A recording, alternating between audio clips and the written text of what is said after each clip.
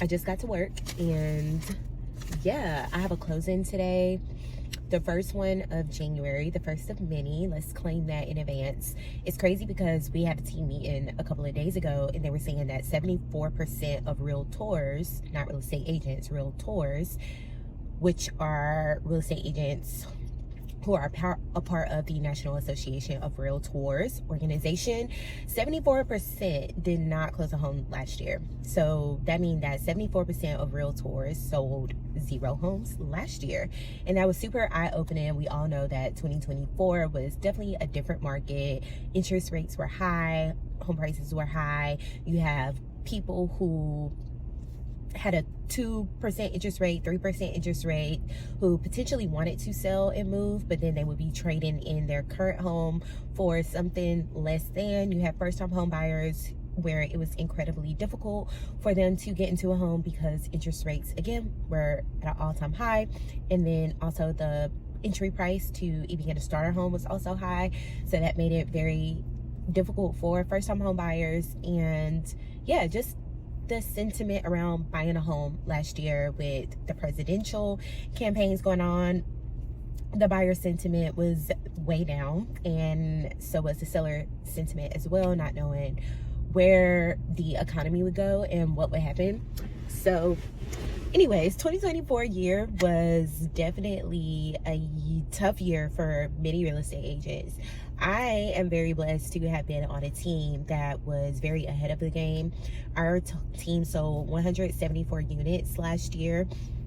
And we have a fairly small team. I'd say on average we have 1, 2, 3, 4, 5, 6, 7, about 8 to 9 agents throughout the year. We've had some that like have come and gone, like they've moved on, they've started their new firms, whatever the case may be. But 174 units, like that's pretty dope. And we finished, I believe, 21st place for all of the teams in North Carolina and South Carolina. This truck just moved beside me, set a light, and it just became like super weird. I'm a little stopped up, but we finished 21st place in relation to all the teams in North Carolina and South Carolina, which is a huge blessing. And even more than that, I was blessed as well because I served as a dual role on my team last year. On my team, we have very specific roles. You are able to work in admin and on the transaction side. So we have like a marketing person that's head of marketing. We have our director of operations. We have a showing specialist. And then also we have, did I say showing specialist? That's what I was going to say next. We have our transaction coordinator who handles all of the files from under contract to close.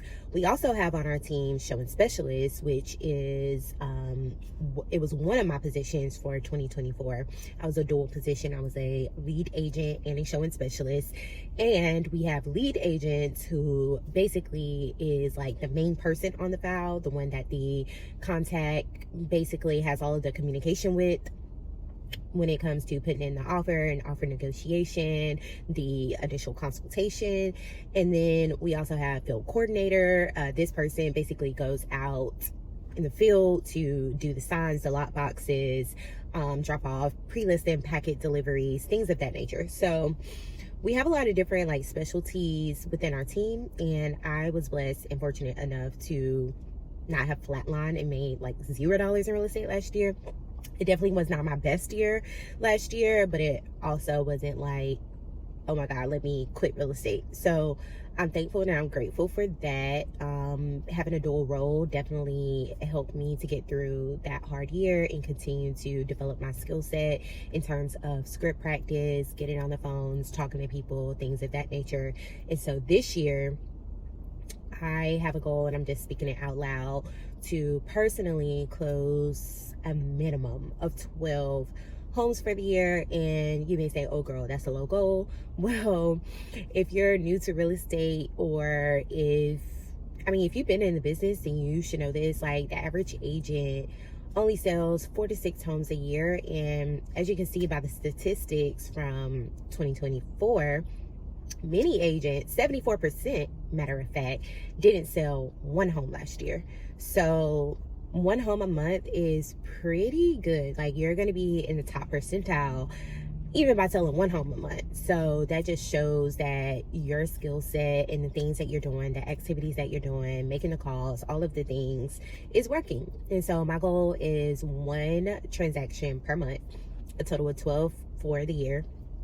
And yeah, I'm really excited about the goal. I have my first close in, like I said, today, and my first quarter is it's not panning out too well so far. I possibly have 1 coming into the pipeline to start looking and get them closed by the end of March, but that's a strong maybe. And then I have 1 other where I feel like their timeline is going to be closer to second quarter. I have a potential listing I will be interviewing amongst other agents that could go on the market in February if I get it. But again, that is a strong maybe, not like a definite yes. So there's a few things in the pipeline. One of the things, this camera is like, hold on you guys, because I really want to just share with you guys really quick, without it being like a blur. This is horrible. I wish that truck didn't move. Okay, I think this is better. But one of the things I want to share with you guys is, because I started doing this recently and I hadn't been doing this, like I've kept track of every single consult that I went on, every single consultation that I said that we didn't get a chance to meet yet, people who are in the pipeline for pre-approvals. My specific demographic, for some reason, which I feel like I need to change my circles. I need to change who I'm around, because a lot of the people that I come in contact with, specifically, this lighting is really getting the best of me, but I like this. But a lot of the people that I come into contact with are people basically who do not have money. Just keeping it 100. And so while it seemed as though like I was getting into action last year, going on consultations, meeting wet buyers, I was sending them over to get pre-approved, at the end of the day, affordability in Charlotte is, how can I say this? Because this question is loaded. So basically, the people that were coming to me, they were not getting pre-approved because of credit or because of income. And in order to, because they didn't have the income, a lot of them needed down payment assistance programs. And with these down payment assistance programs in the state of North Carolina, typically your credit score have to be a 640 or more.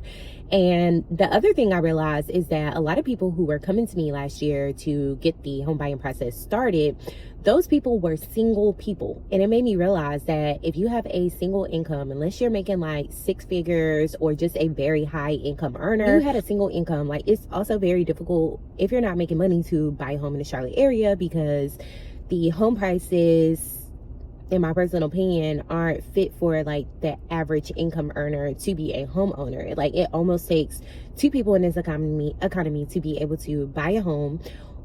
A couple, you're married, whatever the case may be, mom, daughter, or you need significant money to bring to the table for your down payment.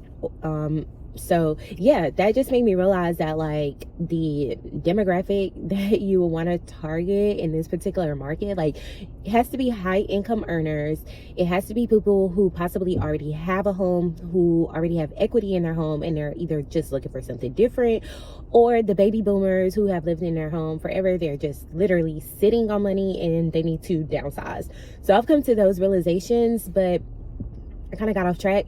What I was basically saying with my pipeline, my buyer pipeline, a lot of them are either single individuals, or they need to work on their credit, or they need more income. And this year, like, I need to change up the strategy to be able to get into the circles of people who are higher income earners, or people who have a home to sell, i.e. focusing on sellers, not buyers, baby boomers, things of that nature, to be able to achieve my goals. So I just want to share that with you guys. I'm not sure what you're experiencing in your market, or who your target client is, or who you are seeing out in the market and actually making a purchase, and what their career fields are, like all of those things, and who you have enjoyed working with, things of that nature. But I would love to hear like what you're seeing in your market in terms of the people who are ready, willing, and able to either buy or sell.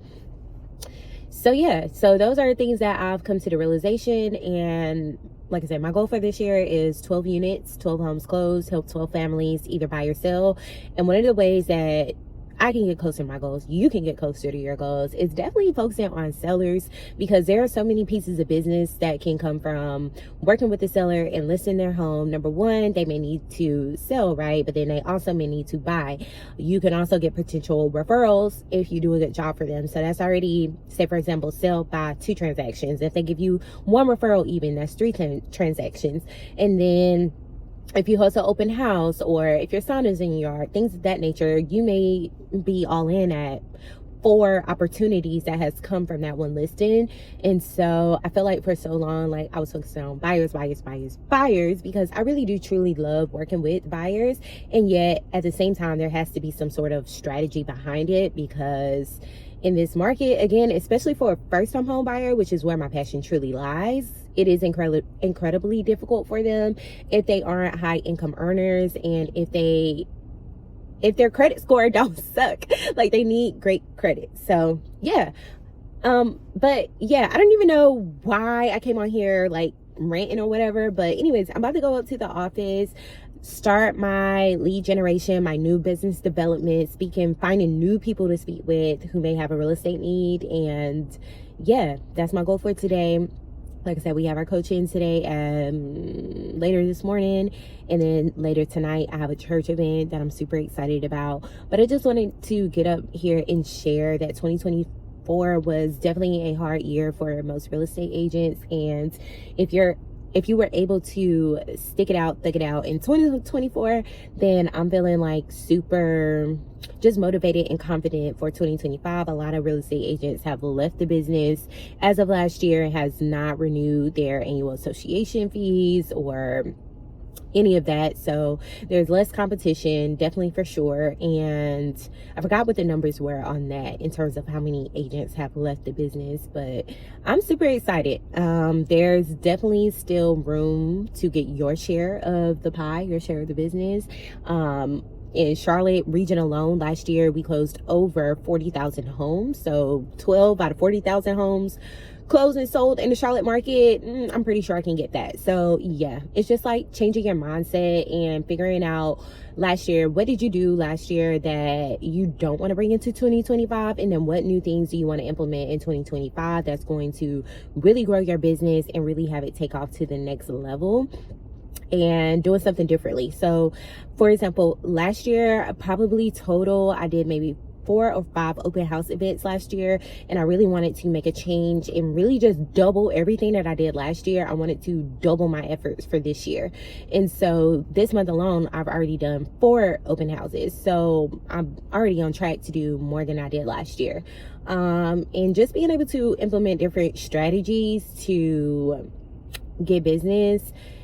So yeah, I'm excited about this year. Comment below some of the things that you are looking to implement for this year that you did not do last year. The other thing that I'm doing this year is more homebuyer webinars. I really want to get that down pat. So far, I don't feel as though my webinars have been very successful in terms of who's coming on and like showing up. Out of the 2 webinars that I've hosted, I only hosted 1 webinar this year, but and I'll host one in December. But with those webinars, like 11 to 12 people register, 1 to 2 people show up. Like, I'm really trying to increase that and elevate that. So that's going to be one of my goals for this year. I'm doing it on a monthly basis. If I'm feeling super frisky, I may, throw in an extra just to, test the waters. But yeah, I'm excited about 2025. I do feel my outlook for this year is going to be a little bit different because I think the market is going to stay pretty much the same. I'm not foreseeing home prices to drop down super low. I don't foresee interest rates going down lower or going up high. I really feel like it's going to stay pretty much the same. And if it do go up or do go down, it probably will only be by like half a point. That's my guess. I'm no economist or anything like that, but just based on what I'm seeing with supply and demand and home prices, I just don't feel like it's going to be like a super major change. I could be wrong, and only time will tell. We still have 11 months left to go in this year, but this video is getting really long, so I'm gonna hop off. Y'all pop down in the comments, let me know your thoughts on everything: interest rates, housing market, realtors selling 0 homes in 2024. What are your sentiments for this year? What are you doing differently in your business? I love to hear about it and chat about it in the comment section. I love you guys. Thank you so much for supporting my YouTube channel, and yeah, I'll see y'all in my next video. Bye.